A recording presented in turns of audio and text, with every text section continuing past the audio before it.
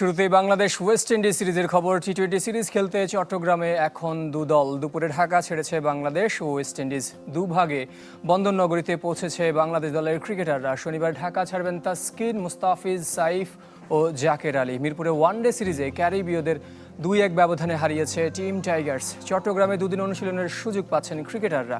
সোমবার শুরু 3 ম্যাচ সিরিজের প্রথম টি-20। বাকি 2 ম্যাচ 29 ও 31 অক্টোবর।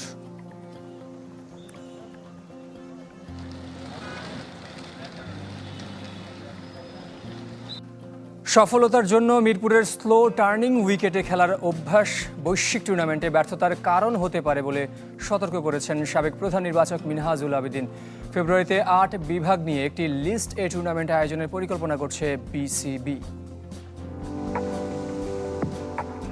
ওয়ানডে বিশ্বকাপে সরাসরি কোয়ালিফায়ার সমীকরণে বন্দী বাংলাদেশ। ওয়েস্ট ইন্ডিজের বিপক্ষে সিরিজ জিতলেও হোয়াইট ওয়াশ করতে না পারায় র্যাঙ্কিংয়ের 9 নম্বরে ওঠা হয়নি টাইগারদের। তবে সাফল্য পেতে মিরপুরের স্লো স্পিন ট্র্যাকের উপর নির্ভরতা অ্যাওয়ে সিরিজ ও বৈশ্বিক টুর্নামেন্টে ব্যর্থতার কারণ হতে পারে বলে সতর্কবার্তা সাবেক প্রধান নির্বাচক মিনহাজুল আবেদিনের। স্পিনিং ট্র্যাকে, স্লো ট্র্যাকে কোনো মতে করে হোম সোইলে আপনি সার্ভাইভ করে যাচ্ছেন, কিন্তু যখন এব্রোডে যাবেন তখন আপনাকে বেটার উইকেটে খেলতে হবে, বেটার এনভায়রনমেন্টে খেলতে হবে। তো তখন কিন্তু আপনার সেরাটা সেরা দিতে হবে। তো এই জায়গা থেকে টিমকে যদি এখনই না গুছায় তাহলে কিন্তু এভেতে আমার মনে হয় অনেক সমস্যার মধ্যে পড়তে পারে দল।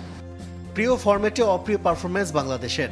টি-20-র প্রতি অতিরিক্ত মনোযোগ ওয়ানডের মেজাজ হারাচ্ছে টিম টাইগার। তাই ঘরোয়া ক্রিকেটে ঢাকা প্রিমিয়ার লিগের বাইরে আরও একটি লিস্টে টুর্নামেন্ট আয়োজনের পরিকল্পনা বিসিবির। 8 বিভাগ নিয়ে ফেব্রুয়ারিতে হতে পারে ওয়ানডে ফরম্যাটের নতুন আসর। তো আমরা এবার একটা প্ল্যান করছি যে বিসিএল এর টিম না করে এনসিএল এর 8টা টিমকে নিয়ে যদি 50 ওভার্সের কারণ একটা স্লট খালি আছে ফেব্রুয়ারিতে কোনো ধরনের ক্রিকেট নেই। তো সেই জায়গায় আমরা যদি এটা ব্যবস্থা করতে পারি, অলরেডি প্ল্যান করা আছে। চট্টগ্রামের উইকেট ব্যাটিং সহায়ক। টি-20 সিরিজে প্রতি ম্যাচই হতে পারে হাই স্কোরিং। জয়ের ধারায় আছে লিটন দাসের দল। ক্যারিবীয়দের বিপক্ষেও তা ধরে রাখবে বলে আশাবাদী মিনহাজুল আবেদিন। টি-20 ক্রিকেট আপনাকে এটা স্পোর্টিং উইকেটে খেলতে হবে, ফ্ল্যাট ট্র্যাকে খেলতে হবে, কারণ এখানে 2 দলের জন্যই সমান। যেহেতু শর্টার ভার্সন ক্রিকেট, আপনার এই অল্প সময়ের মধ্যে আপনার টানা 4 সিরিজে দলের হয়ে সর্বোচ্চ ছক্কা, স্ট্রাইক রেটটাও সবার সেরা। সাইফ হাসান বলছেন পজিটিভ ইন্টেন্টই তার কাছে শেষ কথা। নিজের জন্য না, দলের জন্য খেলতেই পছন্দ করেন সাইফ হাসান। নাহিয়ান বিন জসিমের রিপোর্টে বিস্তারিত। চেষ্টা করছি পজিটিভ ইন্টেন্ট রাখা, টার্গেট ওরকম কিছু না, match by match just positive ইন্টেন্টটাই রাখা। একদম লম্বা কোনো প্ল্যানিং নাই, জাস্ট ছোট ছোট প্ল্যান করে আগানোর চেষ্টা করতেছি।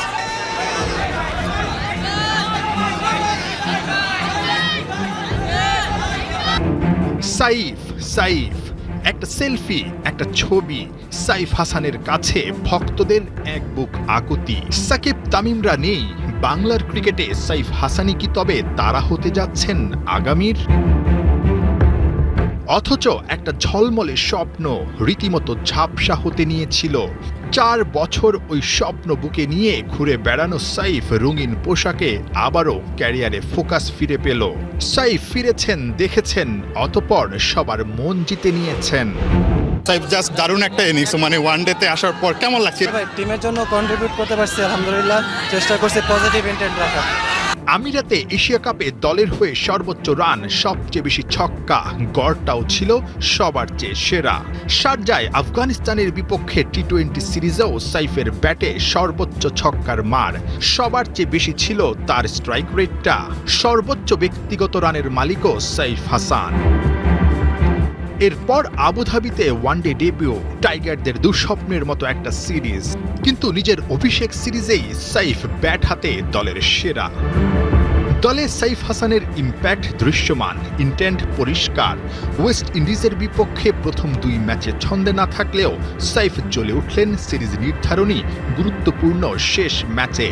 72 বলে 80 রানের ইনিংস। সাইফ এই সিরিজেও হাঁকিয়েছেন 13 নভেম্বর আফগানিস্তানের বিপক্ষে প্রস্তুতি ম্যাচে হামজা চৌধুরী ও সুমিত সোমের খেলার সম্ভাবনা রয়েছে। ছাড়পত্রের জন্য তাদের ক্লাবের সাথে শুরু হয়েছে যোগাযোগ। এদিকে আফগানিস্তান ও ভারত ম্যাচ সামনে রেখে 30 অক্টোবর জাতীয় দলের ক্যাম্প শুরুর সম্ভাবনা আছে বলে জানিয়েছেন ফুটবল ফেডারেশন কর্তারা। ভেন্যু জটিলতা কাটাতে যোগাযোগ অব্যাহত আছে আর্চারি ফেডারেশনের সাথে। এশিয়ান কাপের সম্ভাবনা ফুরিয়ে গেলেও বাংলাদেশ ভারত ম্যাচের গুরুত্ব ভিন্ন। মর্যাদা আর উন্মাদনায় বছরের যে কোনো ম্যাচের চেয়ে এগিয়ে 18 নভেম্বরের ফুটবল লড়াই। এর আগে 13 নভেম্বর আফগানিস্তানের সাথে প্রীতি ম্যাচ জামাল মোরসালিনদের, যার জন্য 30 অক্টোবর ক্যাম্প শুরু করতে চায় ফেডারেশন। শিগগির আসবেন হেড কোচ, আর এএফসি মিশনে কুয়েত থাকায় পরে যোগ দিবেন বসুন্ধরা কিংস ফুটবলাররা।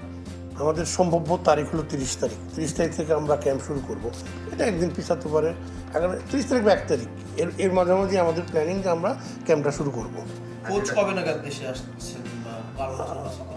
আমরা আমাদের সম্ভাব্য ডেট উনি এই উইকের ভিতরে আসবেন। ভারতের বিপক্ষে হামদা সমিতদের খেলা নিশ্চিত, তবে টিম কম্বিনেশনের জন্য আফগানিস্তানের বিপক্ষেও 2 তারকাকে চায় টিম ম্যানেজমেন্ট। ছাড়পত্রের জন্য তাদের ক্লাবের সাথে যোগাযোগ করছে বাফুফে। আফগানিস্তানের ম্যাচটাতে আপনার হামজাও খেলবে, এটুকু আশ্বস্ত করেছে সে যে এই ম্যাচটা সে খেলবে। সুমিত সোমরও খেলার সম্ভাবনা আছে।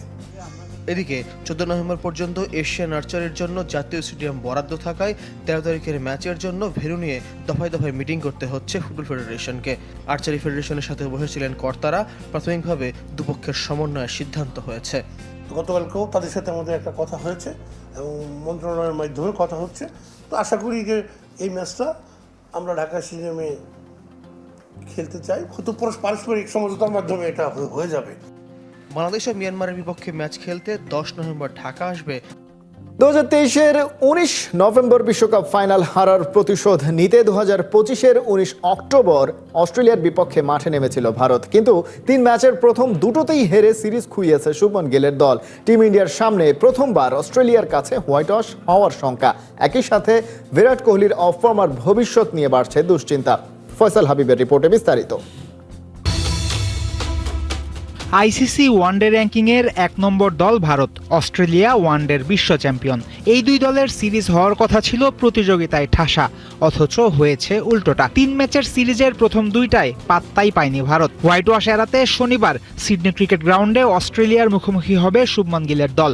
হোয়াইট ওয়াশ এড়ানোর গুরুত্বপূর্ণ মিশনের আগে ভারত ম্যানেজমেন্টের কপালে চিন্তার ভাঁজ ফেলছে বিরাট কোহলির ফর্ম। জুনে চ্যাম্পিয়ন্স ট্রফি জেতার পর চলতি সিরিজ দিয়েই আন্তর্জাতিক ক্রিকেটে ফিরেছেন কোহলি। বিরাটের প্রত্যাবর্তন নিয়ে ভারত জুড়েই ছিল তুমুল আগ্রহ, কিন্তু সব আয়োজনে পানি ঢেলে 2 ম্যাচেই ডাক মেরেছেন এই সুপারস্টার। 17 বছরের ক্যারিয়ারে প্রথমবারের মতো পরপর 2 ম্যাচে 0 রানে আউট হয়েছেন। তাই সব মহলে উঠেছে জাত গেল রব। সাবেক খেলোয়াড়রা কোহলিকে নিয়ে দেদারসে মন্তব্য করছেন, এমন সব পরামর্শ দিচ্ছেন যেন মনে হবে ব্যাটিংটাই ভুলে গেছেন এই কিংবদন্তি। শুরু করতে হবে আবার শুরু থেকে। পার্থে 8 বল খেলে 0 রানে আউট হওয়ার পর অ্যাডিলেইডে 4 বলে ডাক। বলা হয় একজন ব্যাটার 0 রানে আউট হলে সেই ইনিংসে ভালো মন্দ খোঁজার তেমন কোনো জায়গা থাকে না। কিন্তু রবিচন্দ্রন আশ্বিন খুঁজে পেয়েছেন বিরাটের সমস্যা। তার মতে এই 2 ম্যাচেই বলের লাইন বোঝেননি কোহলি। বিরাটের মানের কেউ যখন লাইন বুঝতে ভুল করেন তখন সেটা বিশাল দুশ্চিন্তার ব্যাপারই বটে। তবে এর সমাধানও আছে। সাবেক ভারতীয় স্পিনার মনে করেন আরও বেশি সময় পিচে কাটালেই কোহলি ফিরে পাবেন ছন্দ। ইরফান পাঠানও বিরাটকে ফর্মে ফেরার টোটকা দিয়েছেন। রানিং বিটুইন দ্য উইকেটে জোর দেওয়ার পরামর্শ তার। যে কাজে নিজেকে বিশ্বসেরা প্রমাণ করেছেন কোহলি, সেটা নিয়েই এমন